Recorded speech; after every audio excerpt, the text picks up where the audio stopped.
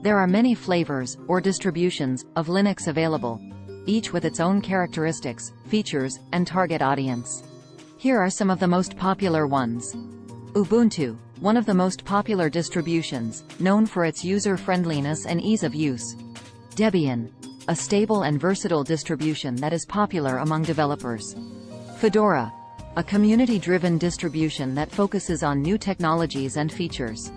CentOS, a distribution based on Red Hat Enterprise Linux that is popular in enterprise environments. Arch Linux, a lightweight and customizable distribution that is popular among advanced users. Mint, a user-friendly distribution that is based on Ubuntu. OpenSUSE, a distribution that focuses on stability and security. Manjaro, a distribution that is based on Arch Linux but is more user-friendly.